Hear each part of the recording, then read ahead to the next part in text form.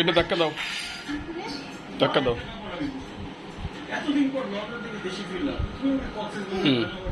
আসো এখন এই যে ই খাও, আইসক্রিম খাও, এদিকে আসো। কক্সবাজার রাঙামাটি গেলে তুই যে মজা পেতি তার থেকে অনেক বেশি মজা পাবি। কি মজা হবে রাজু। এই যে মজা শুরু হয়ে গেছে ভাই, সামনে বেড়ে যাবো না, রাস্তা ভাঙা। দেখতে পাচ্ছি দুজনে বাবার বাড়ি চলে যাবো।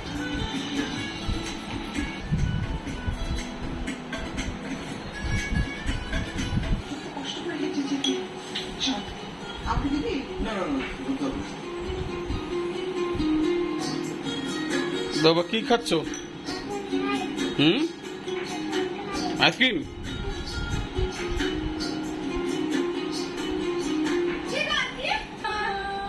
এই কি তোমরা কাঁদছো কেন?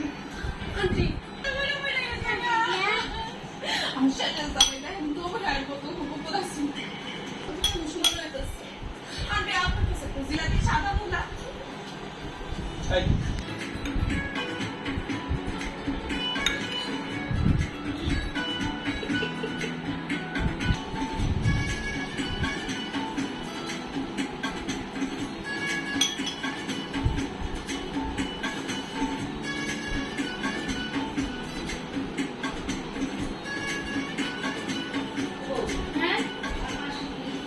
কি ভালো লাগছে?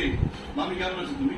আমিও ভালো আছি রাজু বাবা, কিন্তু তুমি আসলে এত বড় হইছো, অথচ মনে হয় সেই দিন এইটুকু ছিলাম, আমি তোমার কোলে করে আমগো বাড়িতে নিয়ে আসলাম।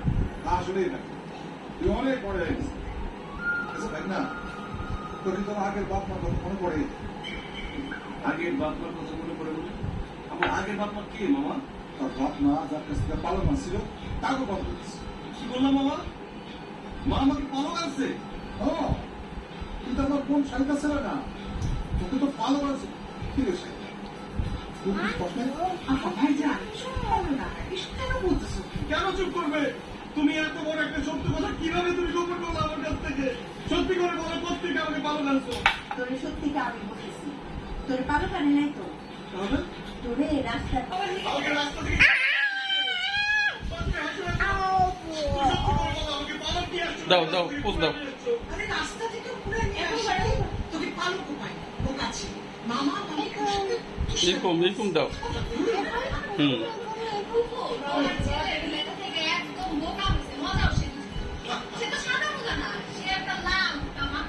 তাই চলে কি চুপ কর। আমি দাও না, মুদাও না। আমি একজন মানুষ। তোর মামা মামি